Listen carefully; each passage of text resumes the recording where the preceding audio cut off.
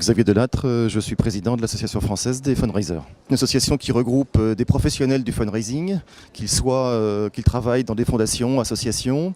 Et elle a pour but de promouvoir l'intérêt général et elle regroupe donc ces professionnels avec deux missions essentielles. C'est animer la communauté et donc permettre des échanges, permettre des rencontres, permettre de l'information et puis aussi permettre à sa public de se professionnaliser et donc de proposer des formations régulières sur l'ensemble de l'année.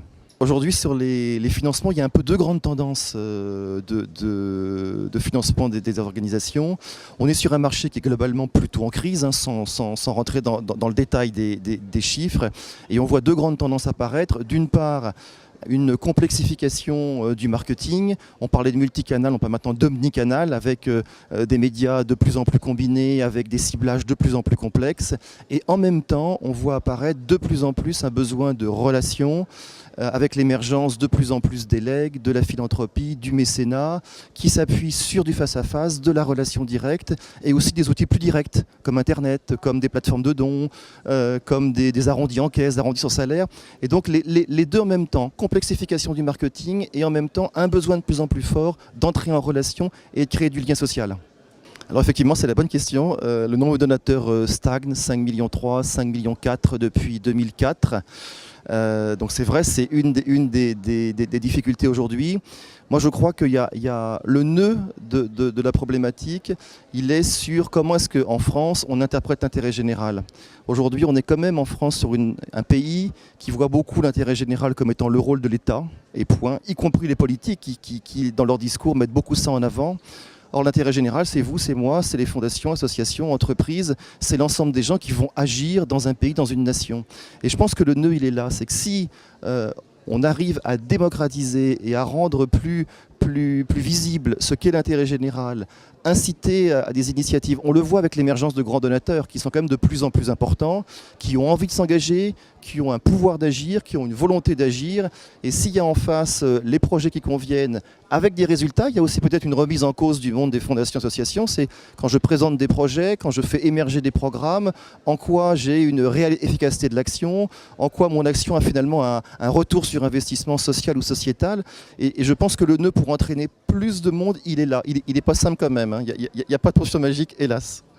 Je pense c'est intéressant, c'est que le projet de loi de l'économie sociale et solidaire, au-delà du projet lui-même, ce qui est intéressant, c'est de promouvoir l'économie sociale et solidaire en essayant de ne pas tomber dans un écueil qui serait qu'une économie qui n'aurait pas de création de valeur. Parce que je pense que le vrai enjeu, il est là. Est-ce que l'économie sociale et solidaire est créatrice de valeur? Sinon, elle n'aura pas d'avenir. Sinon, ça peut être un puissant mouvement fédérateur, là encore, et créateur d'emplois.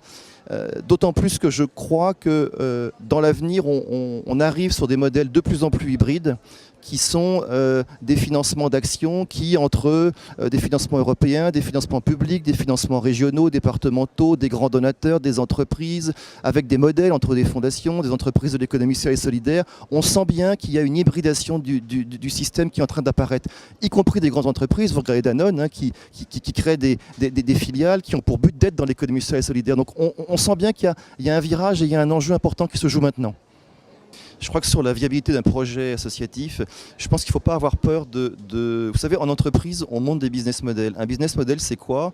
C'est un projet sur lequel je vais vous prendre un exemple qui va être simple. Dans le monde du social, par exemple, un projet fiable, ce serait un projet sur lequel on se dit, par exemple, j'ai envie d'augmenter sur une population donnée le nombre de jeunes entre 5 et 7 ans qui savent lire, écrire, compter, par exemple. Et donc mon projet, eh bien, c'est d'assurer des formations en vue d'atteindre un niveau X de l'éducation nationale. Pour ça, j'ai besoin de moyens qui vont être une méthode pédagogique, des professeurs, des éducateurs, des locaux. Est-ce que je suis en capacité de montrer l'adéquation entre le résultat que je veux atteindre et les moyens que je vais mettre en face? Et deuxièmement, c'est que l'ensemble de ces deux éléments, comment est-ce qu'ils vivent dans un modèle économique qui est fiable, avec des fonds qui sont acquis, des fonds qui sont à rechercher. Et aujourd'hui, c'est sans arrêt entre mon modèle économique, les moyens que j'ai mis en place et les objectifs que je voulais atteindre au départ, est-ce que je suis toujours en capacité de rendre compte? Les attentes des PME dans le monde du mécénat, peut-être un point, il y aurait plein d'éléments à décortiquer. Moi je crois qu'il y a un vrai enjeu au niveau des PME, c'est l'influence qu'elles peuvent avoir sur un territoire donné. Une PME, elle n'a pas vocation à faire du mécénat à l'échelle nationale ou internationale. Par contre, une PME, elle influe sur un territoire, elle est en lien avec des personnes qui travaillent sur un département, sur une région, avec des élus locaux. Et comment, sur un territoire donné, une PME va pouvoir influer avec son mécénat, influer avec la responsabilité sociale de l'entreprise qu'elle peut avoir. Je vois dans certaines régions des PME qui sont groupées, par exemple, pour s'occuper d'insertion. Et donc on mis ensemble les moyens qu'elles peuvent dégager autour du mécénat pour se dire on choisit une action, l'insertion de personnes en difficulté par exemple, et ensemble on va agir, là encore avec la co-construction, avec des partenariats, pour avoir un impact réel. Le risque pour une PME, c'est de saupoudrer des petites sommes à droite à gauche et finalement sans avoir de réel retour sur investissement de son action. Ou bien, si c'est des petites sommes, eh bien, il y a toujours autour d'elles des associations de proximité, des associations qui vont agir concrètement auprès de bénéficiaires en difficulté. Eh bien, là, je pense qu'elle peut avoir un rôle, y compris de conseil d'ailleurs, pas que financier, de conseil, de locaux mis à disposition, de mécénat de compétences, de produits en nature. Je pense qu'il c'est de l'ordre du rayonnement pour moi dans un territoire.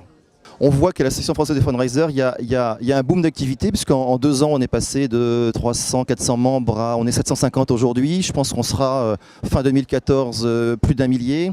Je crois qu'il y a 2 choses. Il y a d'une part, la crise fait que la baisse des subventions entraîne que beaucoup de nouvelles structures se lancent dans la collecte. On parle beaucoup de l'humanitaire, de l'urgence, du social, de la culture, du patrimoine, mais on voit moins arriver les hôpitaux, les universités, les collectivités territoriales qui créent des fonds de dotation en vue de collecter elles-mêmes pour leurs objectifs de culture ou de patrimoine. Donc on voit qu'il y a une vraie émergence de questionnement et d'envie d'aller vers des financements privés et de jouer cette mixité entre le public et le privé. Donc oui, il y a de plus en plus d'acteurs qui interviennent et là encore, co-construction, on voit l'explosion du mécénat d'entreprise et donc je pense que justement l'arrivée de nouveaux acteurs avec les entreprises qui de plus en plus se sentent concernées, je pense qu'il y a en tout cas, il y a un vrai gisement pour l'évolution de l'économie sociale et solidaire et du fundraising et de la collecte en particulier. Le bénévolat et reconnaissance, je pense que c'est une vraie question. Les bénévoles ne sont pas une main-d'œuvre utilisable à souhait, sans un vrai positionnement, sans une vraie reconnaissance. Je crois qu'on oublie trop qu'un bénévole, c'est une personne qui donne de son temps, qui s'engage au profit de l'intérêt général, au profit de la société. Et comme des salariés ont besoin de reconnaissance, comme des salariés ont besoin de managers, de points réguliers pour voir ce qui va pas, de les former. Je pense qu'il y a en tout cas entre guillemets, une professionnalisation du suivi des bénévoles à avoir.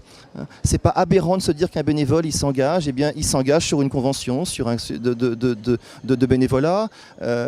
Il a des actions régulières. Est-ce qu'il a des points avec les responsables de l'organisation qu'il soutient, avec des managers intermédiaires?